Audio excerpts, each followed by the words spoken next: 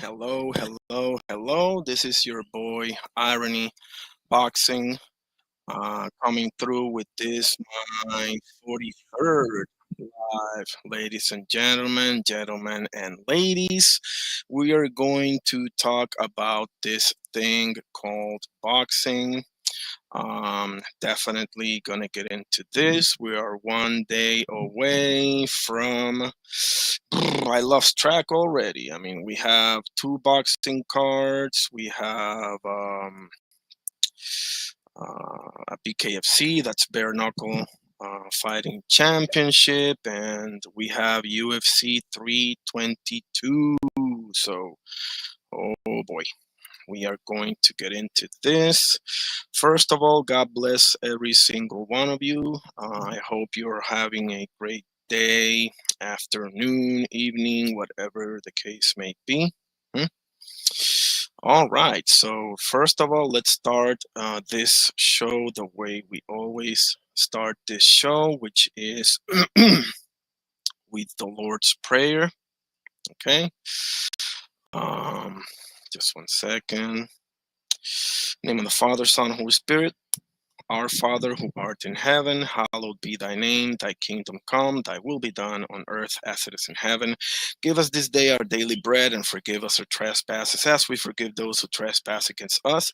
And lead us not into temptation, but deliver us from evil. For thine is the kingdom, the power, the glory, forever and ever. Amen. In the name of the Father, Son, Holy Spirit. Thank you, God, for everything. Okay, so let's get into this.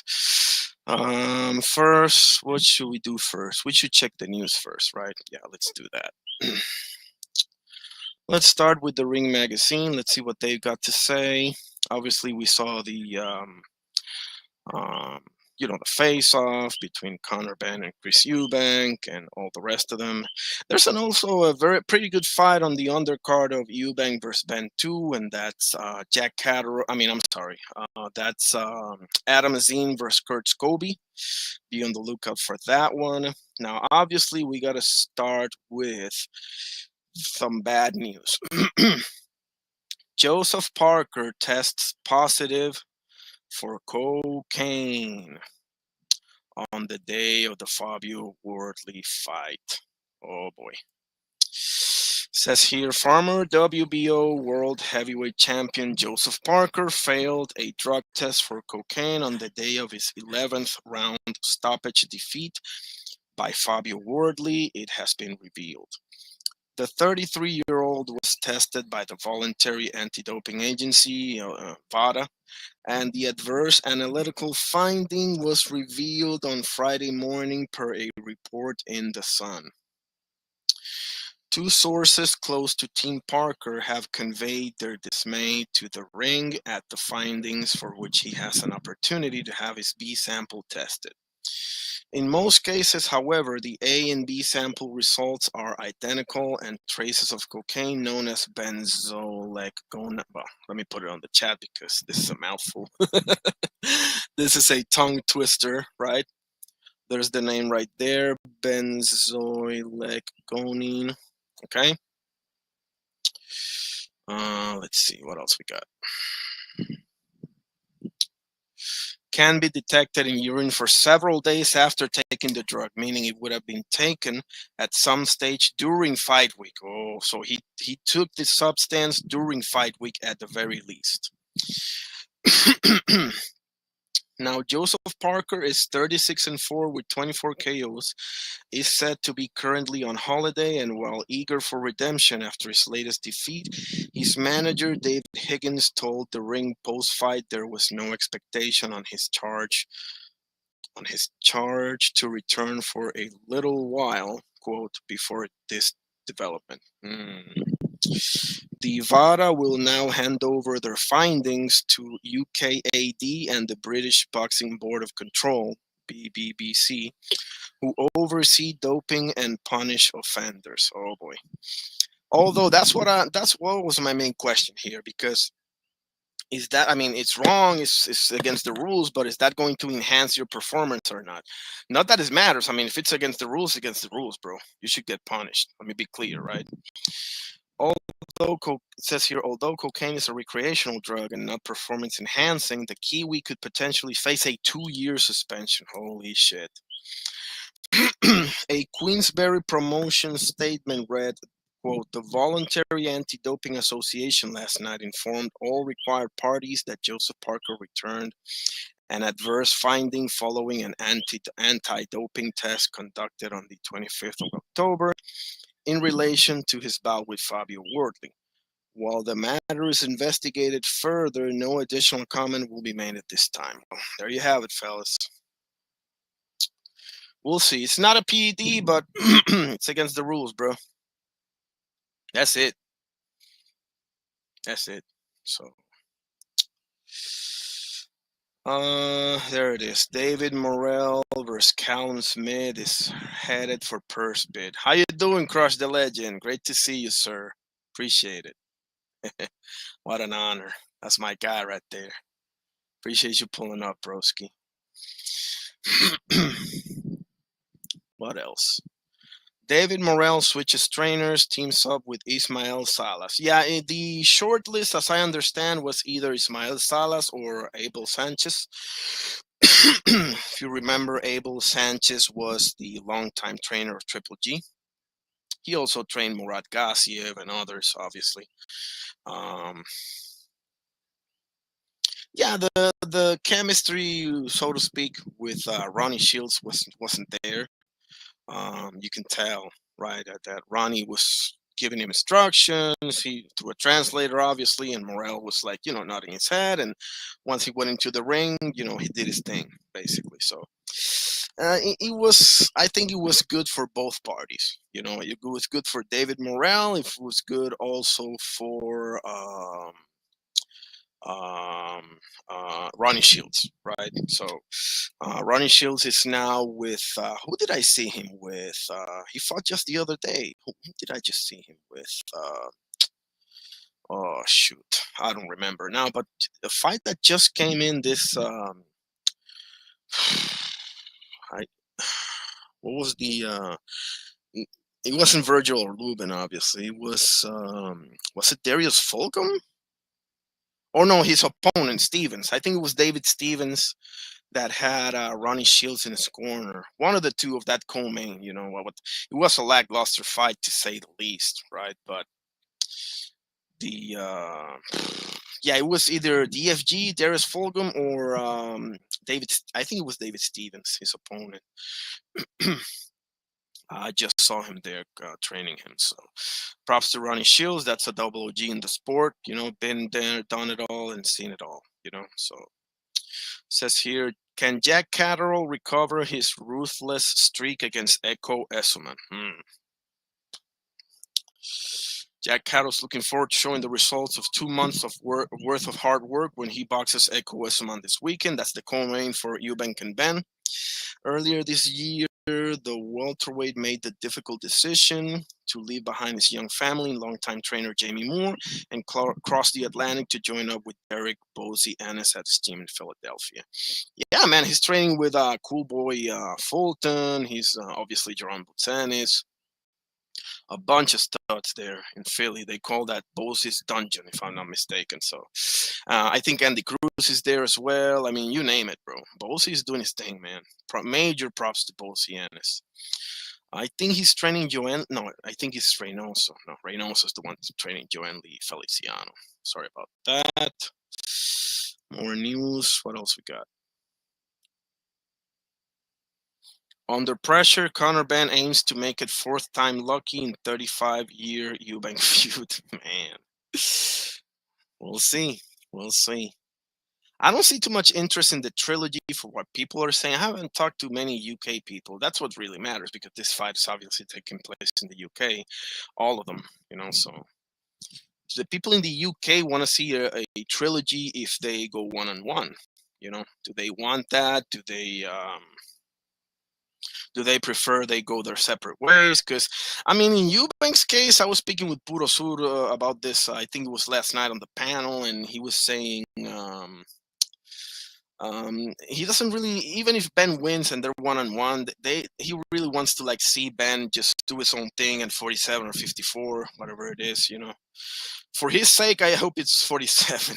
You know, the coast is way clearer there, but if it's 54, I mean,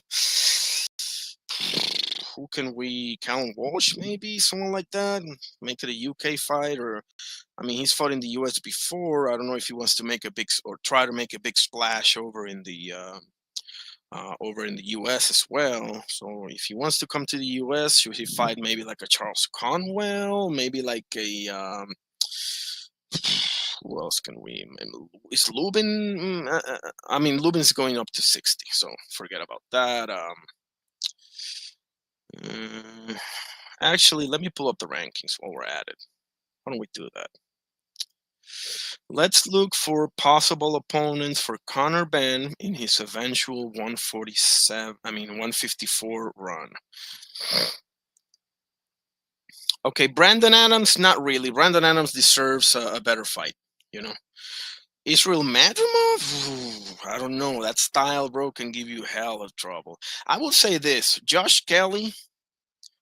Okay, so let me mention the UK fights that make sense. Callum Walsh and Josh Kelly, right? And now if Josh Kelly beats Bakram, different story. But as I understand, Josh Kelly's probably going to come up short against Bakram. So if that happens, could be for what, February, March, April, whatever it is, you know, could be an option. Now, if it's not in the UK, interesting. Boachuk, maybe? Could it be Sergey Boachuk? Could it be Giovanni Santillán, maybe? I don't. Andrea Holmes. Madrimov, I think, is bad news, man. Madrimov's got that style, that herky-jerky, the footwork. I mean, low-key, Madrimov will probably whoop that ass, bro. Madrimov, not for nothing, bro. He's faced Bud Crawford and Virgil Ortiz. Like, yeah. He's got that style, man. He'll make you look bad even if you beat him, you know? So, I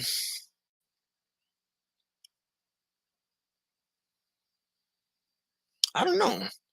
I'm between Conwell. He could be the Jorge Garcia Perez. He could fight Jorge Garcia Perez. He's ranked number 10 in the BC and the BO. I don't see him in the picture over at the BA and the IBF. So he is number 10 in the BC and the BO. So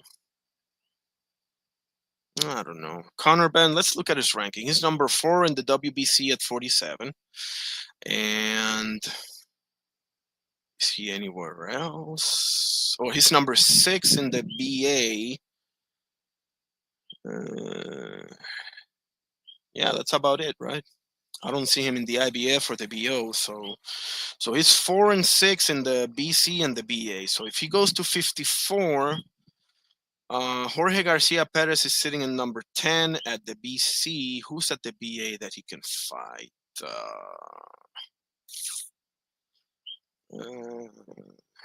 Andreas Katsurakis. Joannis Teles is, I was going to say Joannis Teles, but he's returning, I think, December, right? I read that somewhere.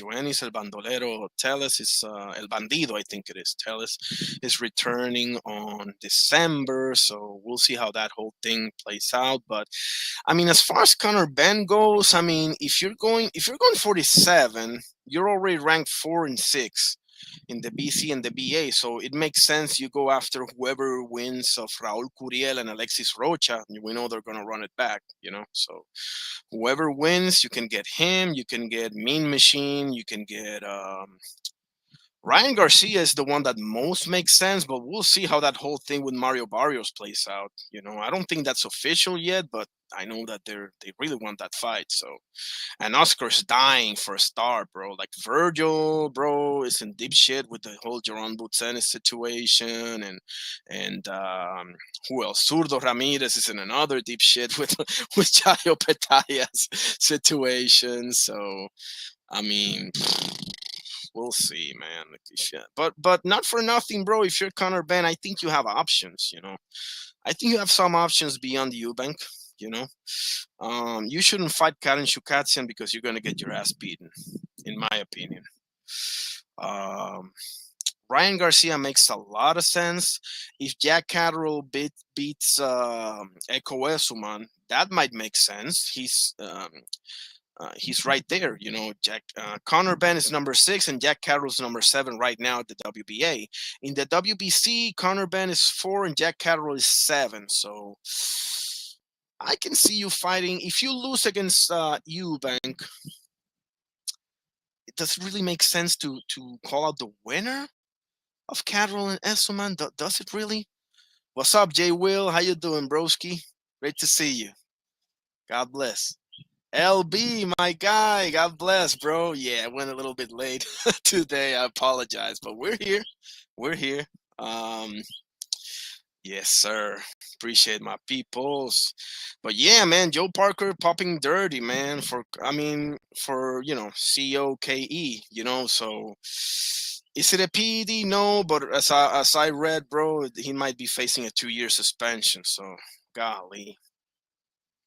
You think that weight cut? Yeah, Puro was saying the same thing last night. Yeah, he was saying that weight cut's too much. But yeah, man, Jay Will 54 is so stacked, bro. Like, okay, if you cannot make 47, go to 54. But I'm not gonna lie, bro. I'm kind of struggling to find uh, well, not really. He can fight. I think Charles Conwell. He can fight. I don't think he should fight Madrimov. Not straight up. Not straight up. In my opinion, you know. Um, who do you think, Jay Will? Because if it's a UK fight, he can fight either Callum Walsh or Josh Kelly. If he loses against Bakram, right? So that's on the table for the UK. But if it's in the US, if he wants to go and make a splash in the US, I mean, I think it's either Charles Conwell or Jorge Garcia Perez, someone like that. Maybe Serhii Boachuk. That could be interesting. Jay Will says, "You think no?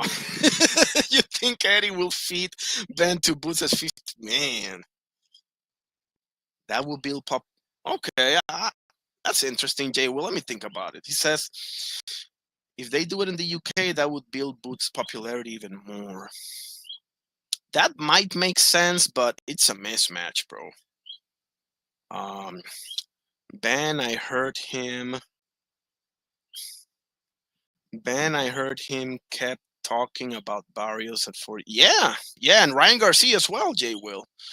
Listen, the coast is way clearer at 47, bro. If you can make 47, go to 47. Don't even think about 54 right now, Ben. Adam, how you doing, sir? God bless. When is the Eubank Ben fight? It's tomorrow. Let me get you the time for it. Give me 1 second. Let me get into the zone. I'll tell you. I think it's around like noontime or something, but we'll see.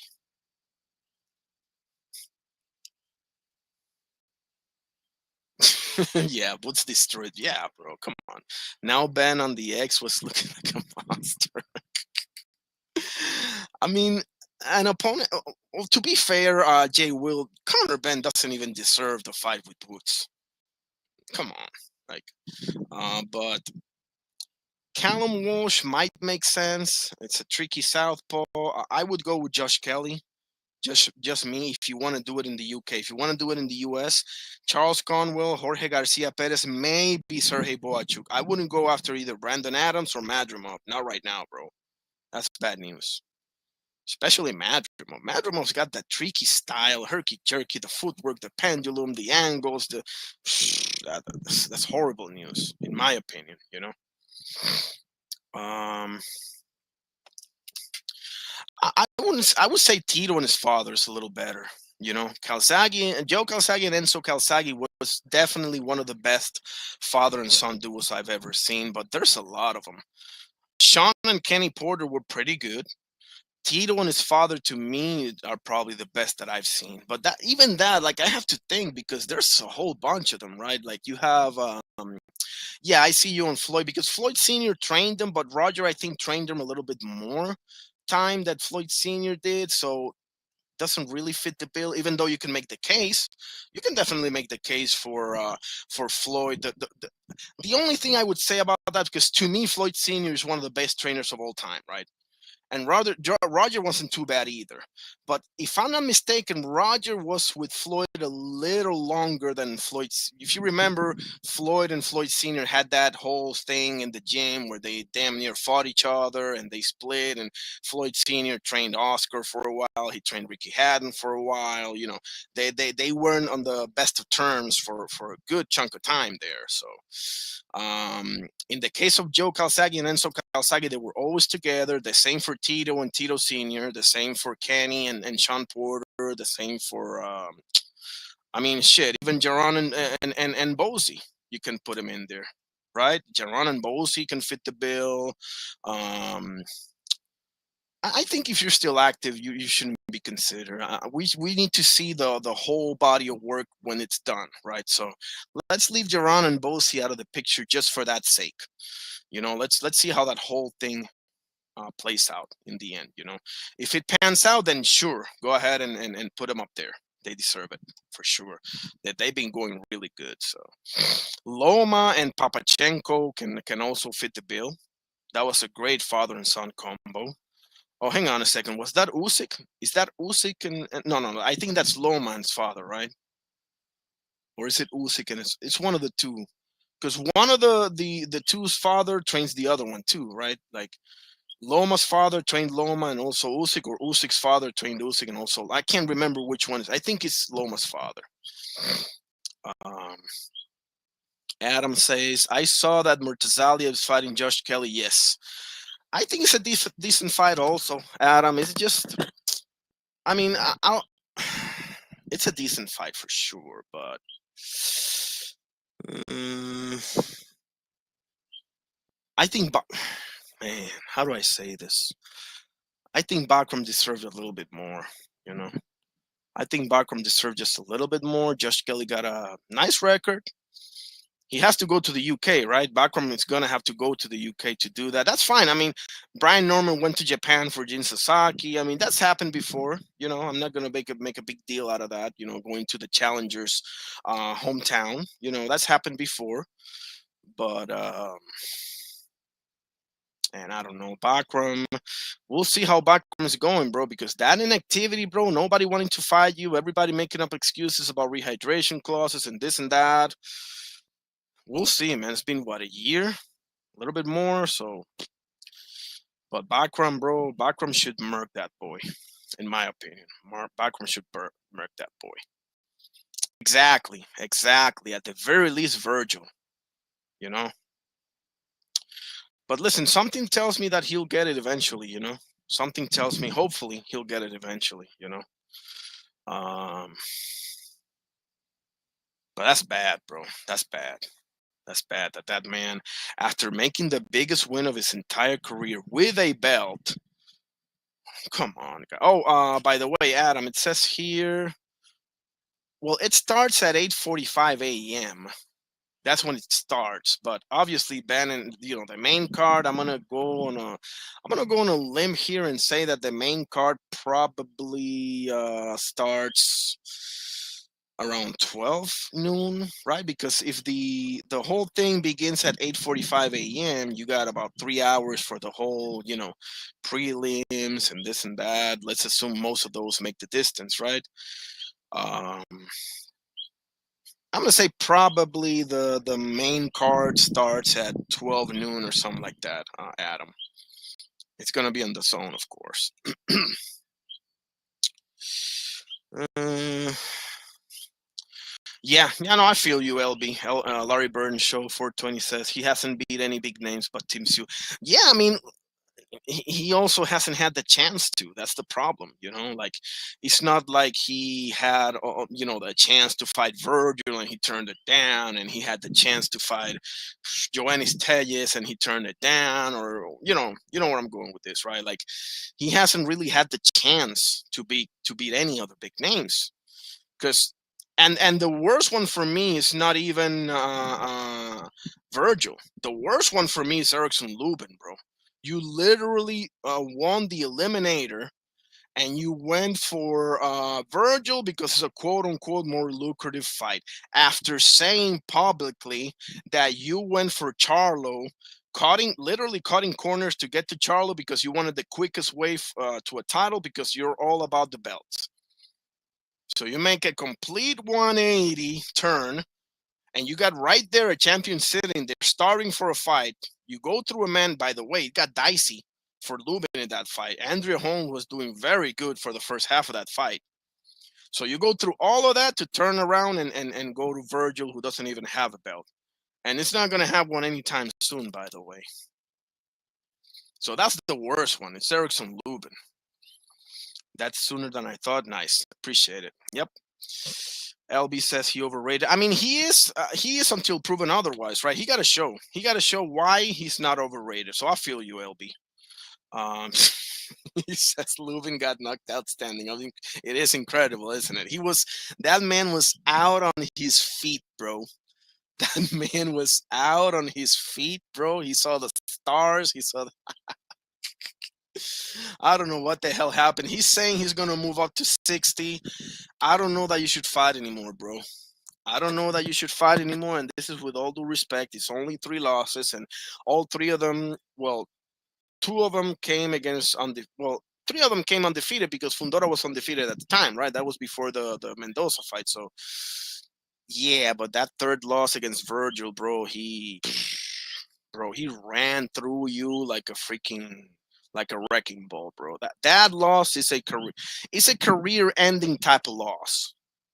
The Virgil loss. So if I'm Team Virgil, I'm like, listen, at the very least, take like 6 months off, or I don't know, maybe less. Sometimes you just gotta take some time off, reassess, see what we're gonna do. Just take some time off, bro. Take some time off. Be with your family. Do some other stuff. Maybe do a vacation. See the world. I don't know. But for now, bro, I don't even want to hear about you getting in no damn ring. You know, because mess around and find out. 60 ain't 54, but 60, Carlos Adames, Joenly Feliciano. I mean, watch out, bro. Watch out. Just saying. Jermel Charlo's up. Oh man, Jermel Charlo.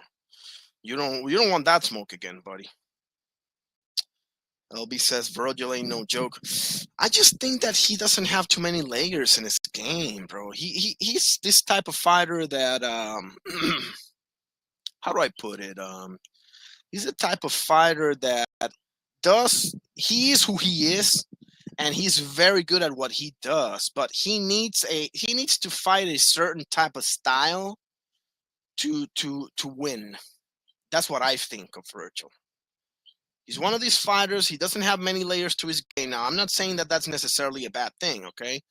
But he needs a particular style, like Pitbull Cruz. He needs to fight a certain type of style for him to not only look good, but to also be able to win. Like Pitbull Cruz versus like an Angel Fierro or Carlos Salcido or Rolly Romero. That's the type of style for him. You put a Rayo Valenzuela, you put a Lamont Roach. Now, I could be wrong. I could be eating shit here after the Lamont Roach fight, right? But if you put a different type of style fighter, he doesn't look like this wrecking ball anymore. You know that will be my assessment of Virgil. The pressure is good. The close range boxing IQ is really good. You saw him peeling the guard and just blasting Lubin with that right cross, which sent him to the shadow realm. Um, but you're gonna fight dudes like that are not gonna allow that to you. Boots is not going to allow you to do that. Sanders not going to allow you. Backram's not going to allow you. Now Fundora might allow it because Fundora loves to fight in the close range, bro. Fundora loves to fight like he's the smallest man, while being like a giraffe. You know, I've been saying it for the longest. If I'm Team Virgil, go for Fundora. I would actually, bro, I would literally favor Virgil versus Fundora. That's a winnable fight. Get you a belt. Shut me up and everybody else about you not being a champion and this and that. Nobody can say that anymore. Go for Fundora and you're gonna be a champion. Trust me on that. Matter of fact, Virgil should go attend the Fundora versus Keith Thurman fight. If I'm Virgil, I am going to the Fundora and Thurman fight. Go there, bro. Go there. Make some noise. Listen, everybody's saying I've never been a champion. Let's make it happen. I'm the interim. You're the world champion. What's up? Let me get that green belt. Let me get that green belt around my waist. Let me do that. Let's go. So um, yeah, I would say that if I'm Virgil, the clearest path for you to get a title is definitely Sebastian Fundora. That boy is an accident waiting to happen, fellas. Trust me when I tell you. It might not happen against Thurman, but it's going to happen with somebody. It's going to be either a Bakram or a Sander or a Boots or even a Basbaro. Somebody's going to clip that boy because he doesn't fight a smart fight. He did fight a somewhat smart fight against Tim Sioux. He did, but is it too little too late? Is it too many wars? You got into a war with Tim Sioux. You got the first one. You got into a war with Erickson Lubin. Brian Mendoza knocked you out. You see what I'm saying? Like, I don't know, bro. You're built like a freaking giraffe, bro, like a spider. Why don't you want to like box from the outside a little bit? Just saying. But I don't know. Let's keep going over the news here. So Joe Parker popping dirty. We'll see how that thing. Ooh. Rafael Espinosa versus Angelo Leo, the one fight that I want to see at 126. Forget about Nick Ball. And I don't mention Fulton because who knows what he's going to do after the Oshaki fight. Is he going to go back down to 26? He's staying at 30. What are we doing? So let's leave Fulton out of the picture for now, for the time being. Rafael Divino Espinosa versus Angelo Leo, unification in 2026. Now, they're both defending, right? Angelo Leo is fighting Lerato Dlamini in February 21st, and Espinosa's fighting tomorrow, or today, rather, I should say, over in Mexico. So,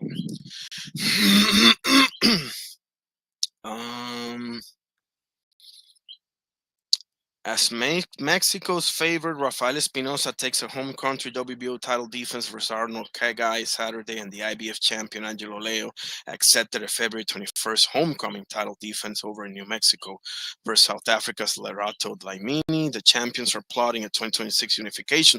Let's have it, fellas. Who you got in that one, fellas? Espinosa or Leo? Let me put the poll there. Let me make it official, shall we? Take a survey. Espinosa or Leo for unification? Who you got? Espinosa, Leo. Yep, go ahead and chime in, fellas. Or let me know in the chat, whatever you want.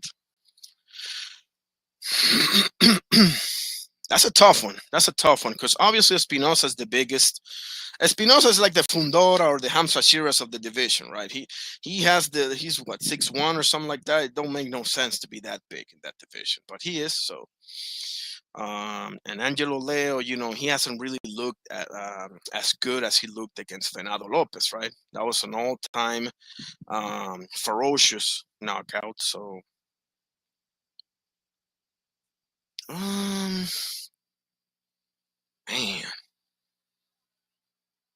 Leo. You got Leo, LB. I appreciate that. I mean, I kind of like them both. You know, people are saying Espinosa's dirty because of that Robesi, because of that Robesi Ramirez 2 fight. I mean, I don't really disagree, but I don't necessarily disagree. Let me put it to you that way. But, but, I don't know, man. That I saw the Angelo Leo versus Camera. Was it that he fought? He defended against a Japanese fighter. I think it was Kameda. He didn't look so good. I mean, that's fine. And then Divino Espinosa defended against Sergio Chirino, and he got the Robesi 2 fight. It's an interesting fight, man. It's an interesting fight. Now, Espinosa has been saying that he's trying to shift away from that style of just rock and sock 'em. He wants to fight more conservatively. Um, we'll see. We'll see. Can you teach an old dog new tricks? Um, I don't know. I don't know, man. I don't know how about this? Let's see how they both fare. Let's see how Espinosa does with Arnold Kelgai, and let's see how Angelo Leo does against Larato Dlamini, and we'll take it from there. From now, I'm gonna say Angelo Leo. Just off the top of my head, um, I'm gonna say Angelo Leo, but I don't know. I have no idea. They might not still be there. They're both defending, so we shall see. It is interesting though, and I have been wanting to see that fight for a while. So I appreciate the fact that they're at least considering it. You know.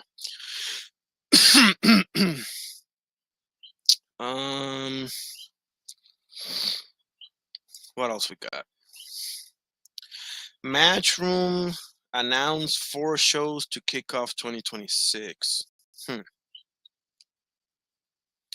Matchroom Boxing have today signaled their intent with 4 shows scheduled for early next year. The first, set for January 24, is an IBF lightweight title fight between Andy Cruz and Raymond Murat. Okay. January 24th. I didn't know that was official already. I know that we're talking, but okay. So we got Andy Cruz and Raymond Murataya on January 24th. How about that? I got Andy Cruz on that one, fellas. I got Andy Cruz on that one, fellas. I'm not going to lie. Okay.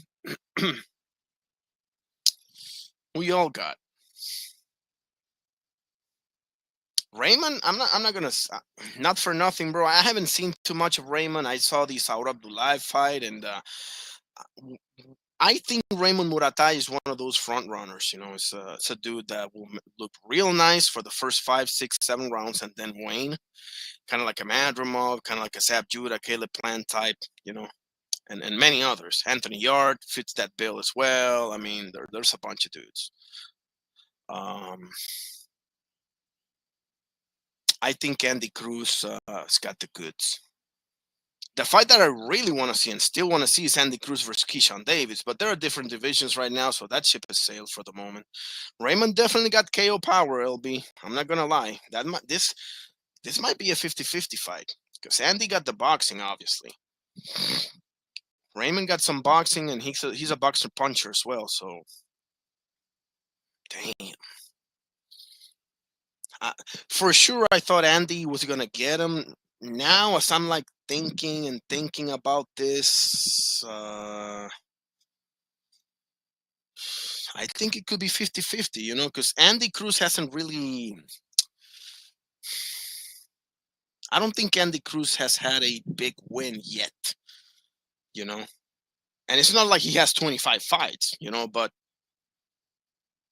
what I mean by that is, you know, how can you be so sure that he's the goods if he hasn't had a big win? You know, his biggest win is Carlos Salcido, probably, right? It's not Michino, right? So, uh, and on the flip side, bro, Raymond didn't look so good against Tevin Farmer. He didn't look so good against Saur Abdulaev either.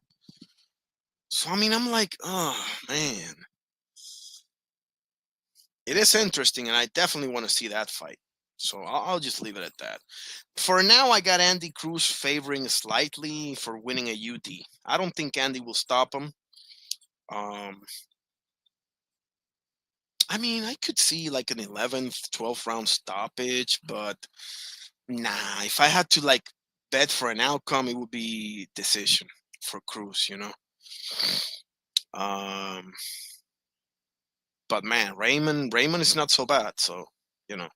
We'll see. Raymond's definitely got bigger names on his resume. He's got Tevin Farmer, he's got Saud Abdullayev, and um,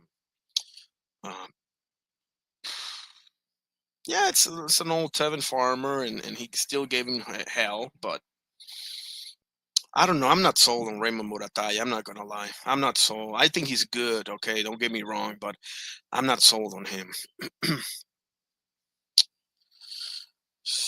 So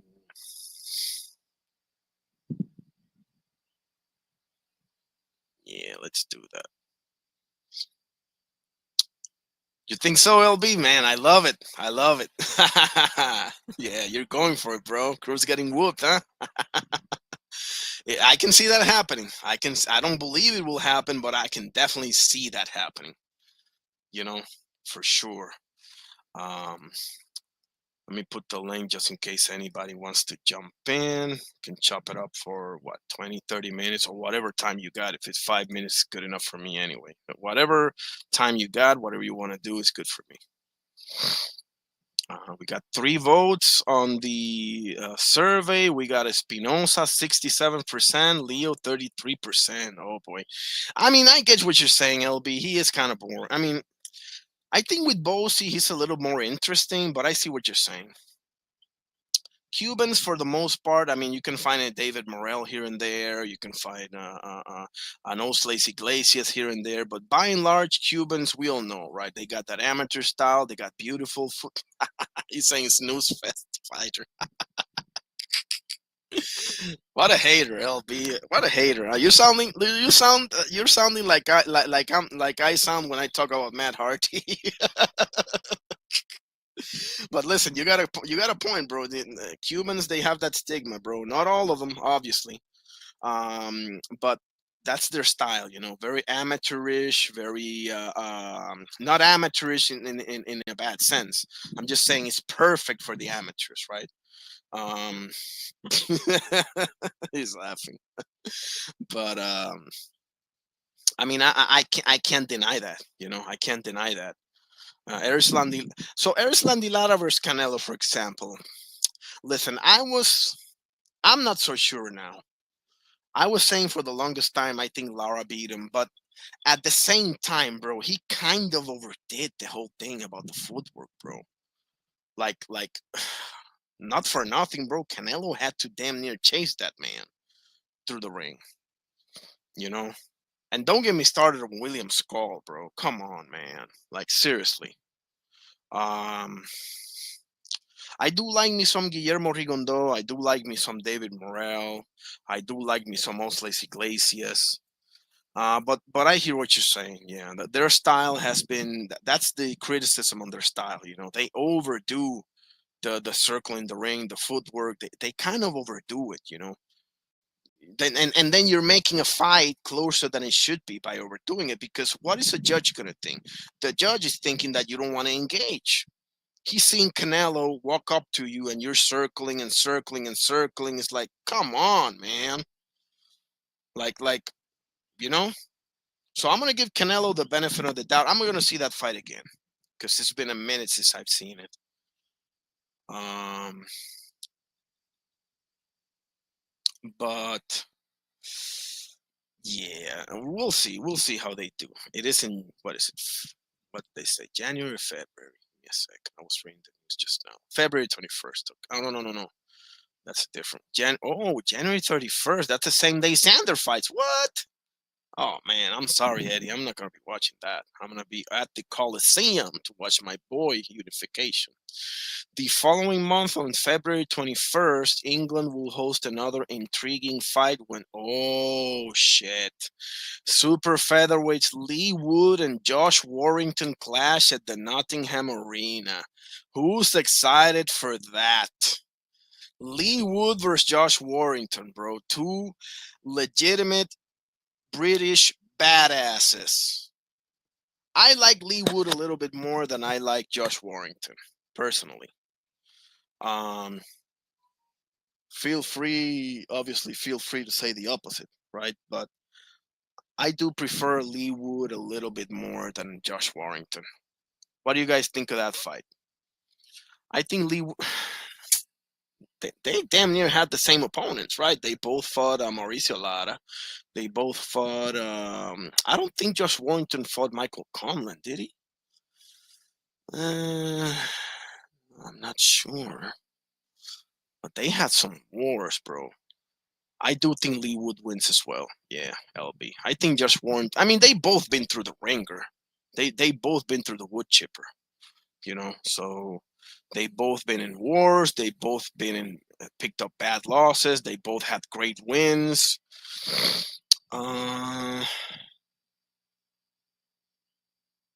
They both have square balls. Forgive my language, but that's the truth, right? I got Lee Wood. Yeah, I got Lee Wood. I think he stops him.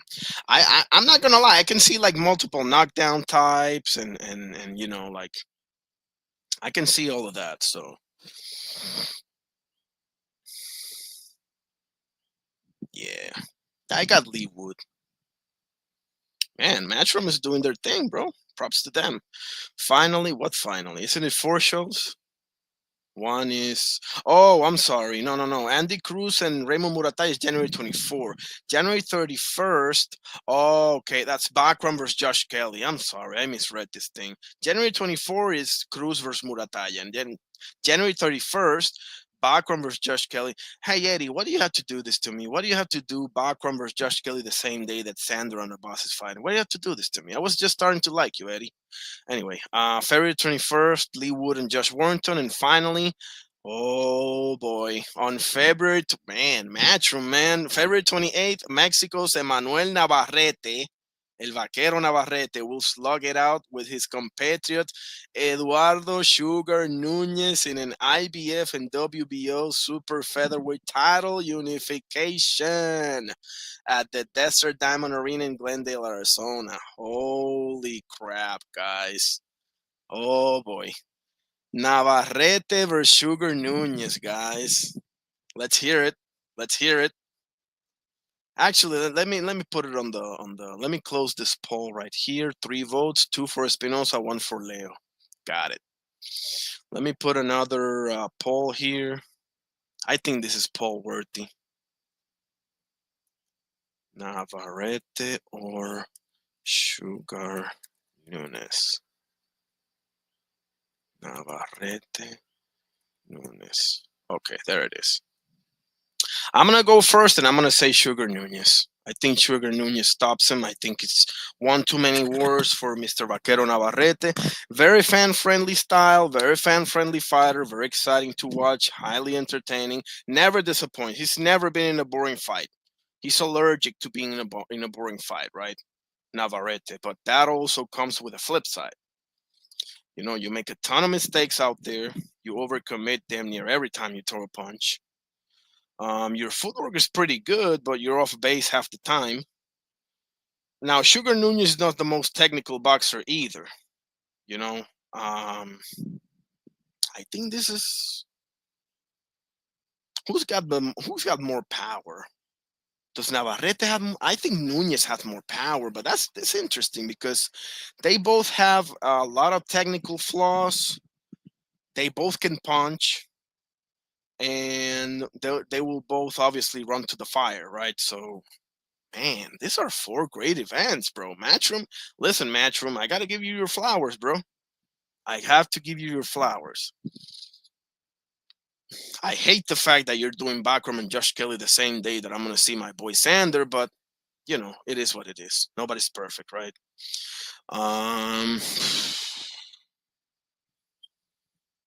I'm favoring Sugar Nunez, bro, but I'm not sure, bro. This is a 50-50 fight, fellas.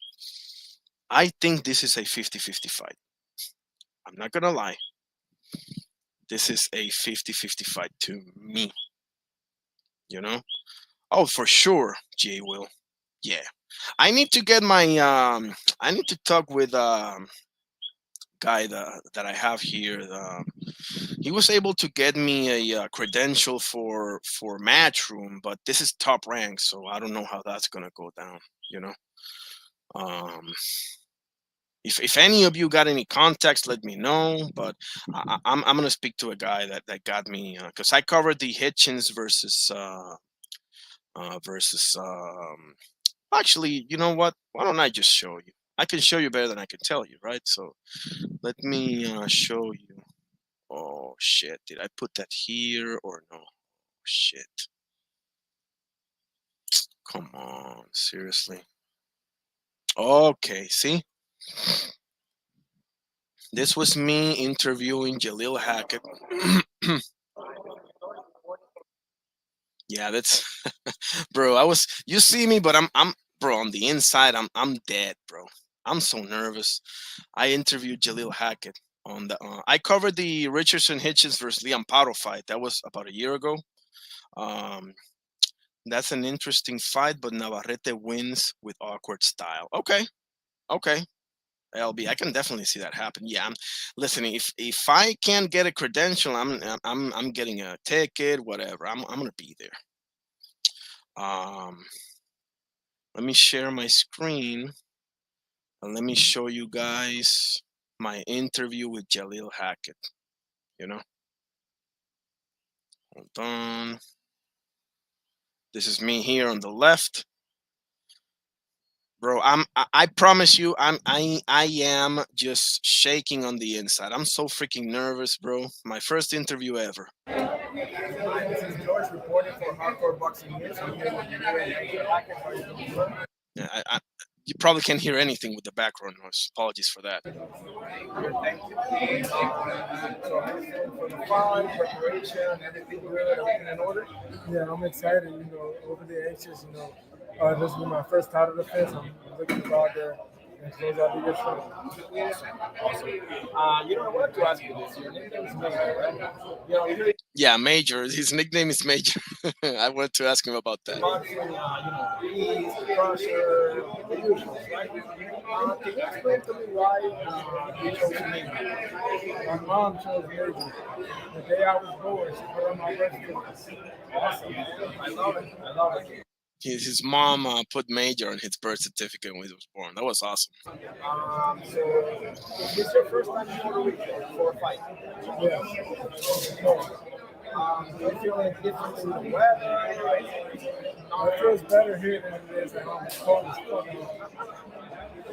So you said you mentioned Ryan Norman. When you were and everything. So both sides. What does the perfect fight look for? Well, title fight.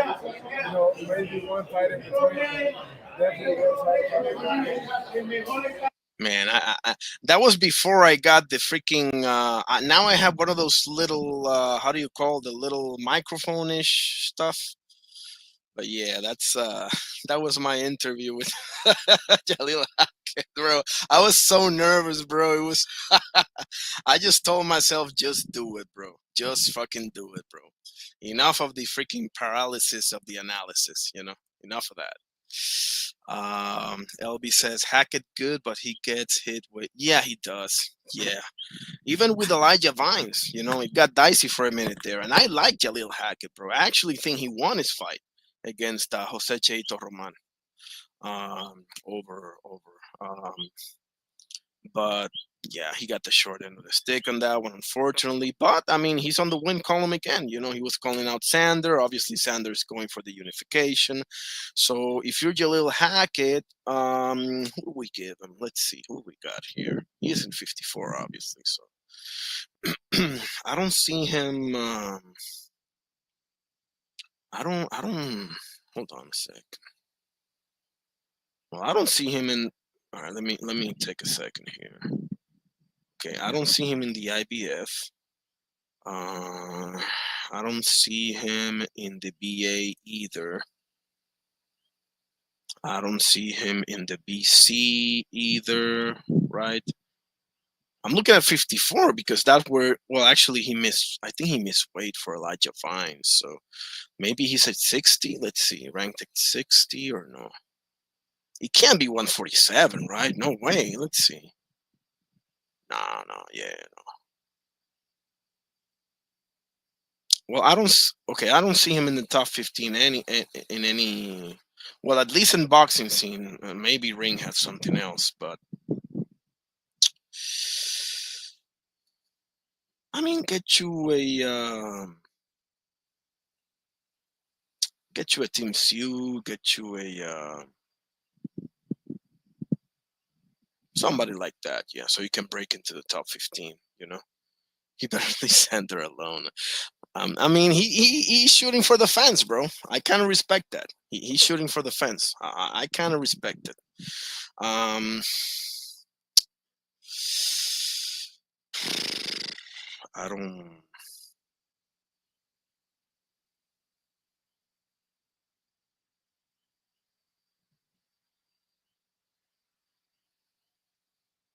Yeah, I'm thinking.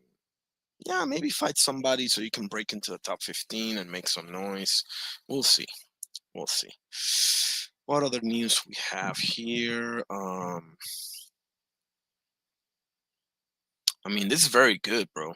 Matchroom doing their thing, bro. 4 great events for 2026. Props to Eddie Hearn, bro. What else can you say, right? Um, what else is there? Callum Smith, David Morrell heads to purse bid if fight happens at all. Psst, I don't know. If it happens, I'll watch it. If it don't, whatever. Oh, I'm sorry. Ugh. Frank Sanchez versus Daniel Dubois purse bid postponed until November 20th. Okay. That's the eliminator of the IBF, I believe. Joshua's AJ, that is. Anthony Joshua's December 19th fight against Jake Paul is to serve as tune-up for potential Fury fight. Holy shit. Jake Paul and Anthony Joshua is official? I didn't know this. You guys know this? I didn't know this. No way. No way. Is Jake Paul gonna fight Anthony Joshua? Seriously, bro? Is he that crazy? I thought he was that dumb, but he wasn't that crazy. But apparently he is that crazy. Now Paul and Joshua are slated to square off in a professional heavyweight fight on this on December 19 in Miami on Netflix. On Netflix, the Ring's Mike Coppinger reported on Thursday. Oh boy. The former two-time heavyweight champion Joshua is supposed to step in to replace lightweight title holder Gervonta Tank Davis, who was originally set to meet Paul on exhibition on Friday. Shoot, I'm sorry. But the event was canceled on November the 3rd after Davis faced a new round of domestic violence allegations. Joshua was already quietly preparing for his imminent return date for a tune-up tilt against Cassius Chaney, according to Chaney's coach Kenny Ellis. But now Joshua will instead pursue a much more lucrative purse on his path to a potential fight with Tyson Fury, baby. Guys, I'm gonna be honest. Feel free to disagree. I still want to see AJ versus Fury. I still want to see it. Now, I don't want to see AJ versus Wilder. Not at this point. But AJ versus Fury, let's fucking have it, fellas. Let's fucking have it. Oh yeah, AJ wins by KO. I have no doubt about that. You saw how he did Francis Ngannou, and Francis Ngannou is way more dangerous than Jake Paul. So you saw how he did Francis Ngannou. So, I mean, that's all she wrote there. Laurie Burns Show says Hackett should fight Bakram to get in the top 10. I mean, so let's take a look at the IBF. Yeah, I like it. IBF.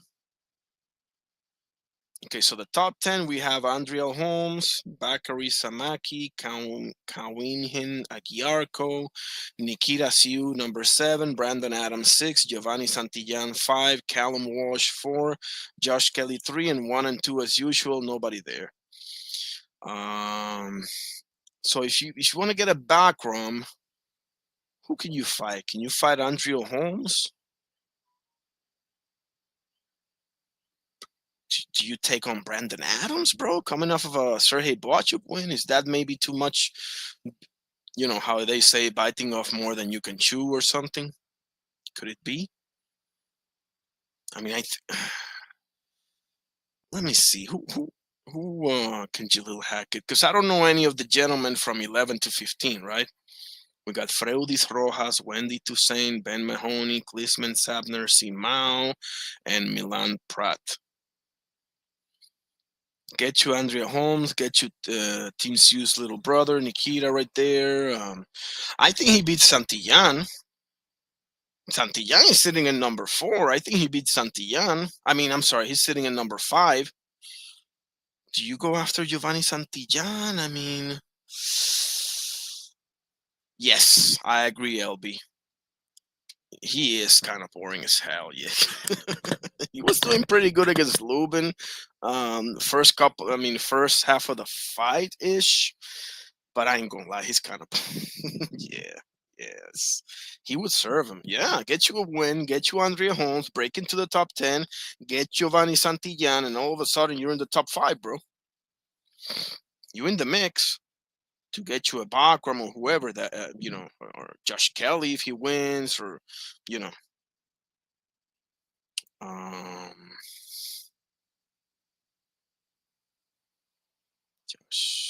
yeah, it's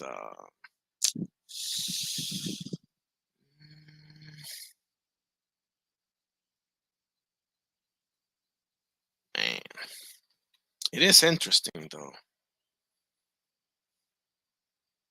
Yeah, man, get you.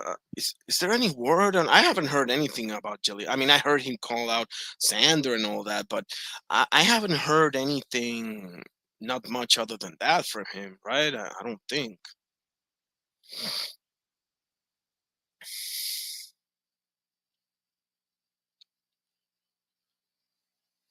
Golly, what did I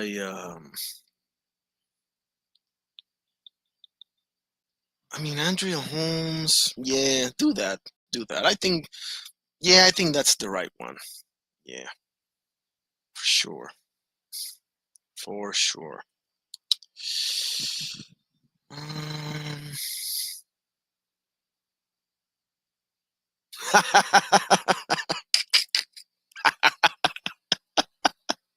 Larry Bird show for 20 says, gotta drink a 6-pack, god damn, of Red Bulls to stay up to watch Adria Holmes snooze fest for real. Not 1, not 2, no, the 6-pack. Come on, LB. Damn. I feel you, bro. I feel you. I'm not gonna. Oh man, that's a tough one. I mean, I agree. I agree. Um, um, we'll see, man. I don't. Hopefully, because the thing with Jalil Hackett, is he really going to be at 54, or is he going to go all the way up to 60? Because as I understood, he also missed weight for Elijah Vines, bro, and that was supposed to be at 54, and that was after that whole rumor of he had a weight issue for Jose Roman, which was 47, and I saw the weigh-in. I was there, bro. Oh, sorry. I was. Excuse me. I was there for the weigh-in. I don't. He made the weight. He had to move up. That's fine. You're still growing, or whatever the case may be. But that's the thing. Is he gonna really like be at 54, or is it just wise for him to just go all the way up to 60? You know. Um, that's probably a lot of people have said to me, bro, that that's probably where he should be already at 60. Jaleel Hackett, that is. So, uh, don't know. I don't know. I don't know. I don't know. I don't know. We'll see.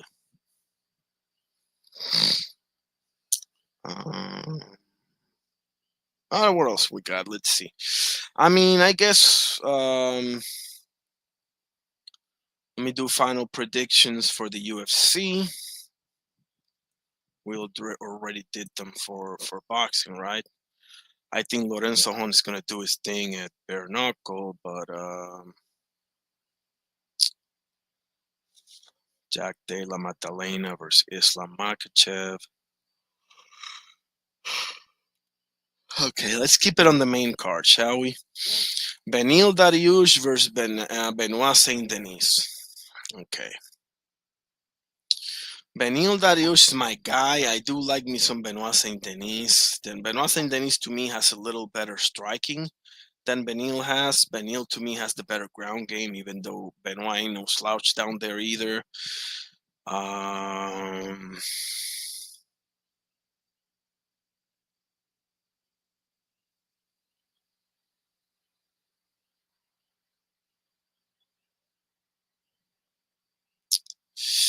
I'm gonna go with Benil Dariush by submission, third round. You got Islam. I can't be mad at that at all, bro. I'm not mad at that one bit. Um,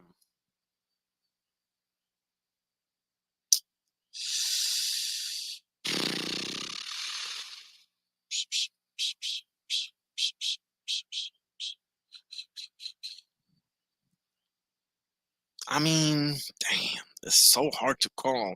You know what? I'm gonna go with JDM. I'm gonna go with Jack De La Maddalena. I think he will. I don't even know. I got Jack De La Maddalena by stoppage in the fifth round.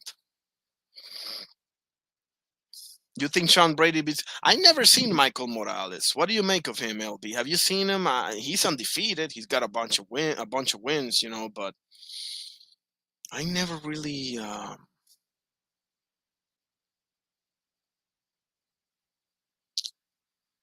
because I've seen Sean Brady a little bit.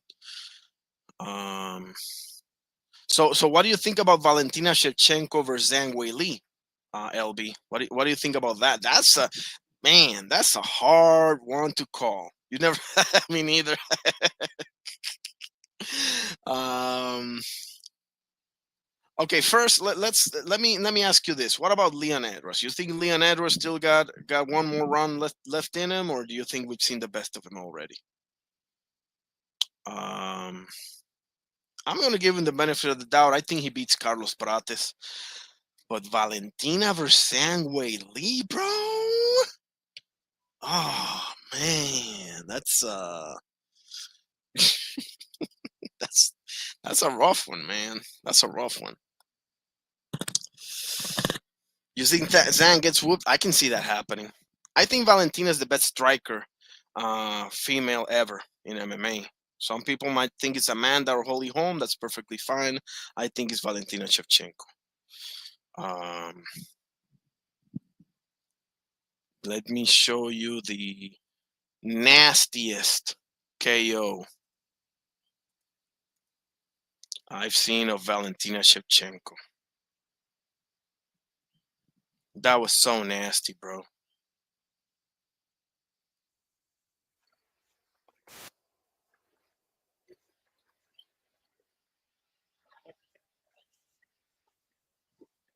One second. One second.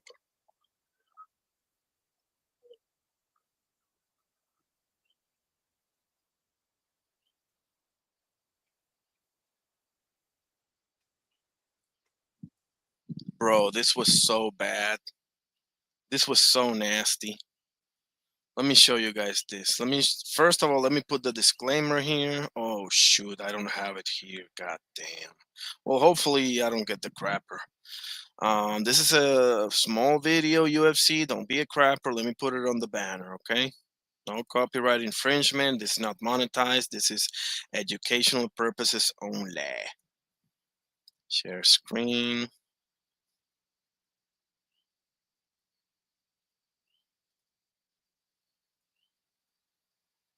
Okay. This was a nasty KO versus Jessica Evil Eye. Oh, she ate that one hard. I mean, that sounds like someone is slapping the bag with a baseball bat. Yeah, it's bad. Oh, heck yeah. Oh, my God. Wow. Wow. And the thing is, she set it up perfectly by throwing the body kick first. After round one? Bro, look at that sound. What Joe Rogan say? Oh, she ate that one hard. I mean, that sounds like someone is slapping the bag with a baseball bat. Yeah, it's bad. Oh, heck. Wow. See how she put her hands down? She was looking for that body kick, bro, and she just... Oh, my God. Look at that. She's laid out, bro. She's dead. She's dead. Wow, bro. Wow. That girl is something else. Yeah. You didn't see that one before, LB, bro? That was, wow, just huh, dangerous. That's a dangerous woman right there, bro. God damn. But you hear the sound of that body kick, bro. That's like a fucking, like Joe Rogan says, it's like a fucking baseball bat, bro, hitting you. Golly, just she's dead, bro. Literally. Like, damn, bro. Poor woman. She fought again after that, though. I would like to, make that clear,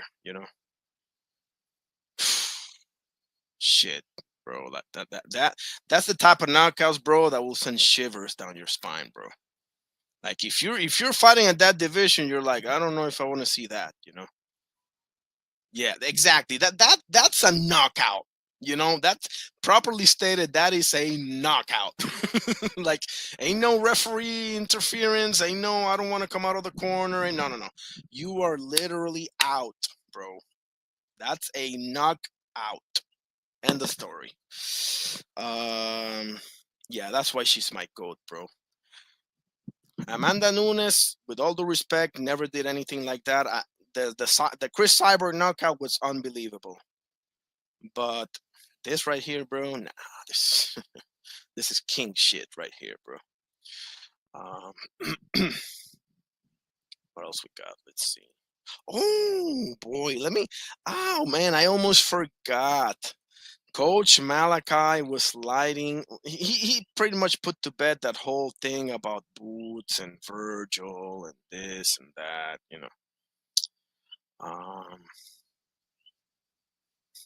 Yeah, there it is.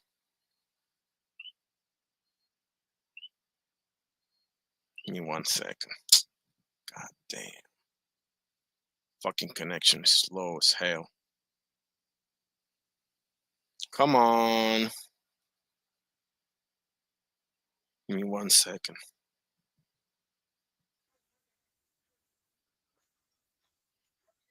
No, that's not it. No, that's not it. 1 second. 1 second. 1 second. Yeah, there it is. I got you guys now. I got you. 1 second. 1 second. 1 second. Again, this is a short, guys. Don't be a crapper. Okay? There's the banner right there. I'm not monetized. This is educational purposes only.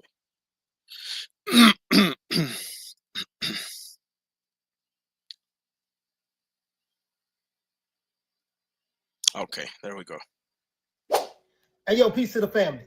I want to give a shout out, man, to Boza Ennis. Boza Ennis, I really appreciate the fact that you did drop a video. As a matter of fact, the interview that you did with Fight Hub over there in the UK, when the guy asked you, would you guys be interested in fighting Errol Spence? And you said no. Why would I do that? Why would I be interested? Why would we be interested in fighting Errol Spence? The man hasn't fought in 2.5 years. He don't have 2 cataract surgeries on his eyes, and he's coming off a knockout loss. So inactivity, knockout loss, 2 cataract surgeries on his eyes, the left eye and the right eye. So I like to, and Bozy said that I like to see Errol Spence get some fights under his belt so we can see where he at and stuff like that. Because a lot of people have a lot of love for Errol Spence, and I really, really see that. So I would like to say this. Virgil Ortiz, you should be ashamed of yourself. Now, of course, you just want the money. I think that's obvious. Why would you, as a fighter, you're supposed to be this world-class superstar fighter, right? You ain't no superstar, but that's what your trainer's saying and your team is saying.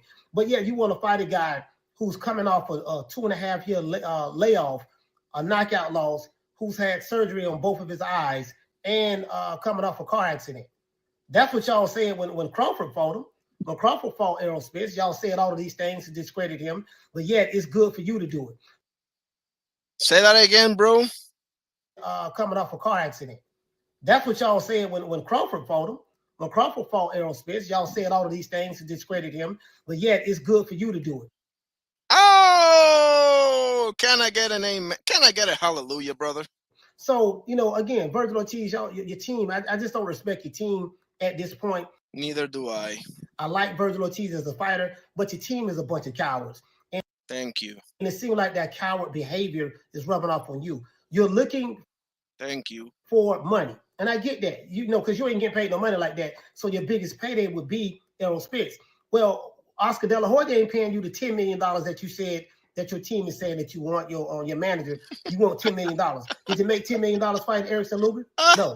Did you make $10 million fighting Marjamal? No. Did you make $10 million fighting Lawson? No. It's a whole bunch of people you ain't made nowhere near that. So the simple fact that you want to fight Errol Spence because Errol Spence is the biggest name in Texas from a boxing standpoint, you want to take him. I want to fight him in Cowboy Stadium. Why you not fighting in Cowboy Stadium now? It just to me, it's just y'all moving like cowards right now, bro. You know what I mean? You got the boy from Philadelphia want to fight you. And again, I'm not Team Boots. I don't care nothing about their team or care nothing about y'all team. Both of y'all are the same to me, to be honest with you. But I got to call a spade on this here. Man, you know what I mean? Fight the real smoke. Go get you a belt or fight Boots. And stop trying to fight a dude coming off a 2.5-year inactivity, 2 eye surgeries and a car accident and a knockout loss. Should be ashamed of yourself. Peace.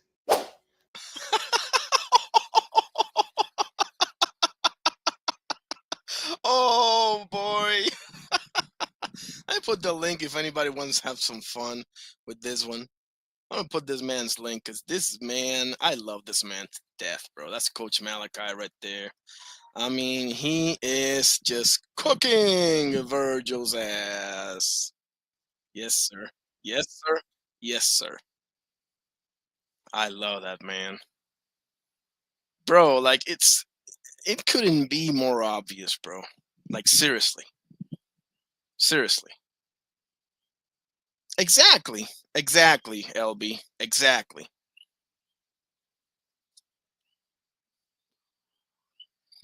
Problem with that is that I don't think Errol can make 47 anymore. Pacquiao, it's at 47, so that's the link of that short. If anybody wants to have some fun with that short. Yeah, man, real talk, bro. Real talk. We want 10 million as if you're this superstar, bro. Who said that? You know it's bad when the only people saying that you're a superstar are the people directly linked to you. It's like tomorrow I start telling people that I'm a boxing legend, and my mom and my father and my brother and my sister are the only ones saying, yeah, he's right. No, nobody else but them, like yeah, he's the A side. His father, his manager, his promoter, his I don't know, whatever. Miss me with that crap, bro. I know all I need to know about Virgil Ortiz, from now on. I know all the guys. The zone is putting the pressure on Virgil. They don't want no damn Errol Spence fight. They ain't not making any money with Golden Boy, fellas. They ain't making no money with Ryan Garcia. They're not making no money with Zurdo Ramirez. They're not making. They might be making some with Virgil, but definitely not fighting this type of fights. 5 fights in the division, and you still haven't even fought for a world title. Something wrong with that picture, bro. Boots is probably going to fight for a world title in his second fight in the division. And he's coming off of being a unified champion at 47. You never even touched the world title in your life, and you've been there for how long now? This was you just fought your 5th fight in the division, and you haven't even you ain't even called out a champion yet. Come on, bro. Something wrong with that picture. If anybody here rocks with Virgil, you can still rock with Virgil. That's fine, but it's just looking if you like the way that he fights, that's perfectly fine, bro. I ain't even mad at you for that. The pressure's there, the power's there. You know, he's got a chin. You know, he's been dropped. He you know, he pulls right back up and keeps going. He doesn't get tired. You know, not that I see. You know, so there's quite a few positives on Virgil. I don't want to sound like a crapper here, you know, but man, I don't know.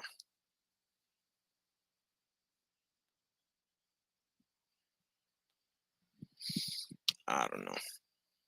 But yeah, listen, I don't even have to say it. Coach Malachi said it for me. So that's a done deal as it is. Anybody got anything else want to discuss? Otherwise, I'm gonna go to bed because god damn, is it late or what? I just had it at a panel previously. It was pretty nice, bro. It was fun. It was heated. It was all of that, but it was cool. It was cool, bro. It's always cool.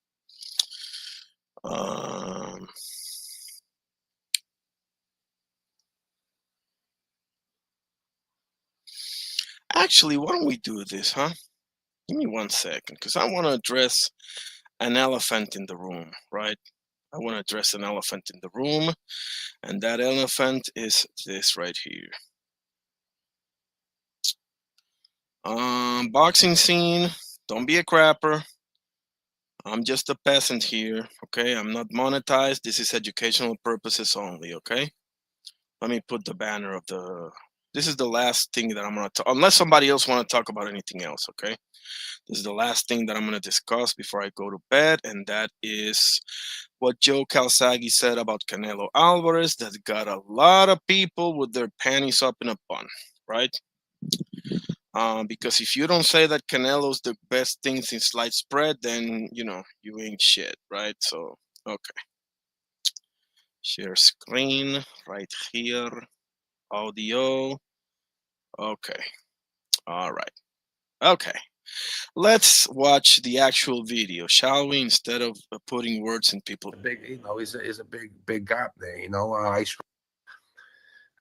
tough one to answer because I'll be honest with you, it's tough. It would be good if possibly promoters, you know, people from the higher end, the British Boxing Board would do a bit more regarding support for fighters after they retire. You know, it's another one to answer because, you know, how are we going to do that?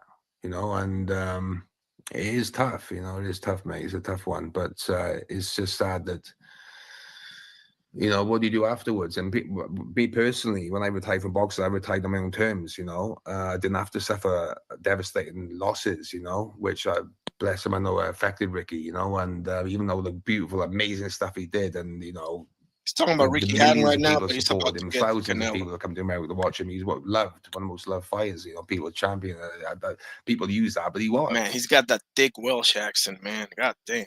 You know, and yeah, it's tough, mate. It's tough. What could have helped you? Like, if there was like an information to that you know, what's the word? You know, train every day. You know, when you train, the structure, the routine. I would training, but then when it's finished, it's just a big, you know, is a big gap there. You know, I struggled for many years. I understand why.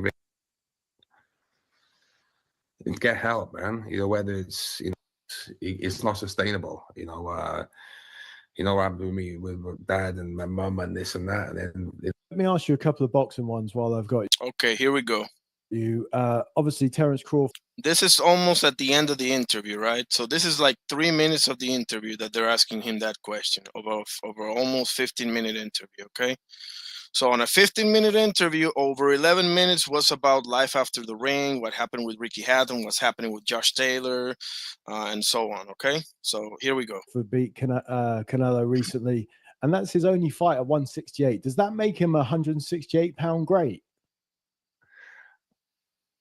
What he did was great, but I think a lot of it is down to I think Canelo, man. I don't know, you know. I think you can't really put like a peak Roy Jones in with people making a point of would he beat Roy Jones? Come on, man. It's like, no. I think he done great going that way. He's a great fighter, Prince Crawford, but I don't know.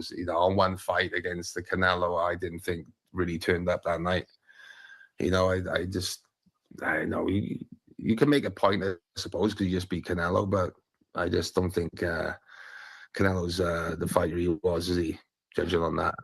Were you impressed with Crawford, or you seem more disappointed with Canelo than you were impressed with Crawford? Oh, I was impressed. Yeah, I was impressed with Crawford. I thought he done great. He's a great boxer. I think he's right for the right fight, but also the combination of Canelo, I didn't think, didn't really throw any punches. He's flat-footed. He's quite flat-footed, but yeah, he done well. He is pretty flat-footed. Is anybody going to really deny that? Put in the best pound for pounds. I mean, assuming weights ever. I'm not sure about that. What does it mean for Canelo's legacy? Obviously, I know you can say maybe he did get the Here comes what's got a lot of people triggered. Decision, obviously, in the Golovkin fight, or and the controversies there. But with Canelo now, he's lost to Crawford, he's lost to Bivol, and he's lost to Floyd. You could say he's lost to all of the best fighters he's fought, bar Golovkin possibly. Do you think that's damning for his? See, so the interview said that. The interviewer said that, right? Okay. Legacy, or do you think his legacy is pretty assured given his volume of big fights?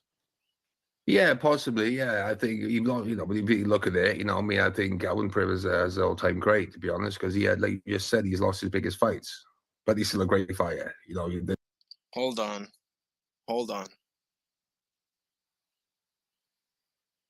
You just said he's lost his biggest fights, but he's still a great fighter. Oh, he is a great fighter. Okay, so he said he is a great fighter. Okay. He lost all his big fights. All of his big fights, I'm not so sure about that. Now, here comes. The among the fights he's had, among the wins he's had, he has some great wins, but he's against the top fighters, he's lost, isn't he? Going from Mayweather, I thought he lost the one Golovkin. Definitely lost one of the Golovkin fights. No, he's saying he definitely lost one of the Golovkin fights. Can we really deny that, fellas? Can we really deny that he lost one of the first two Golovkin fights? A lot of people think he lost the first two. A lot of people think he lost both of them. So what's got people so bro? Canelo fans are the Canelo fans, bro. They are. Oh God, I'm not even gonna say the word. But yeah, listen, man. He's had a great career, man. You can't. I know everybody. You keep fighting. He's had a great career, right? He's had a great career. Okay. Lose, Father Time catches up with everybody like it all is now. I just hope he doesn't go on too long and get beaten by mediocre fighters. Hey, just one more, Joe. What was the last fight of yours that you watched? When? So what is it that he said that it was so wrong? Like I don't. Bro, Canelo fans are so funny, bro. Like they're so funny. Like they get so triggered, man. Like, did you watch it? The last fight of mine. Man. Actually, a good question.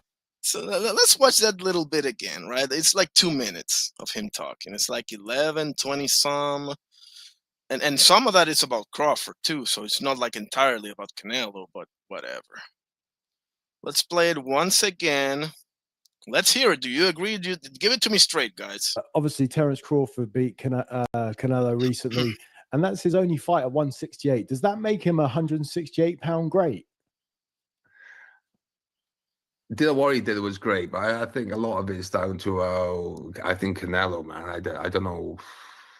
I think you can't really put like a peak Roy Jones in with people making a point of would he beat Roy Jones? Come on, man. It's like, no. I think he done great going that way. He's a great fighter, Prince Crawford, but I don't know, on one fight against the Canelo, I didn't think really turned up that night.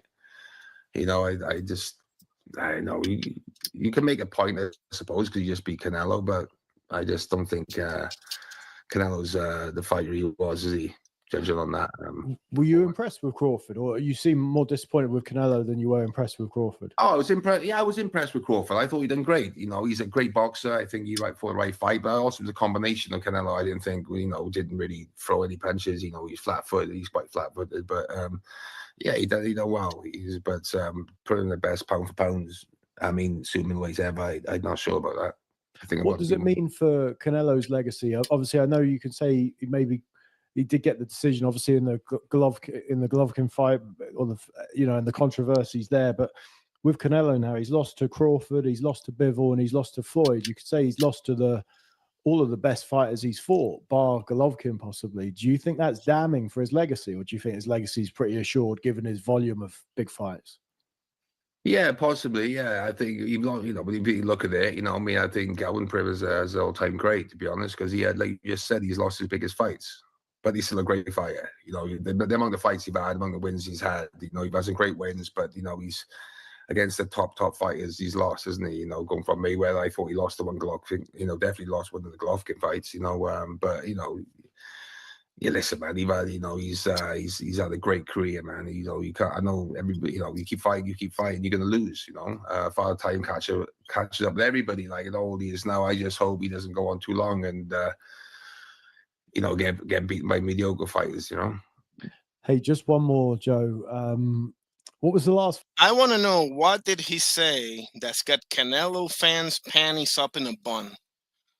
I want to know, what exactly did he say that's got Canelo fans with their panties up in a bun like that? That's what I want to know. What did he say that was so off? Like,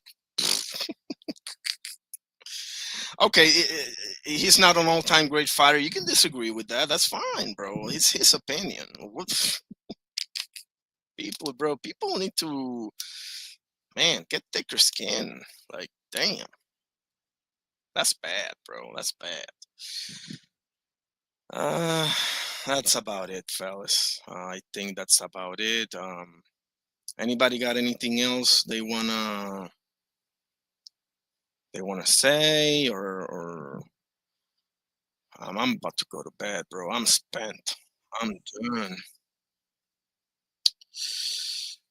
All right. Well, in that case, I appreciate every single one of you. God bless you, my guy. Lottery Burden Show 420. That's my guy right there pulling up. I appreciate you, J Will 38 as well, my guy.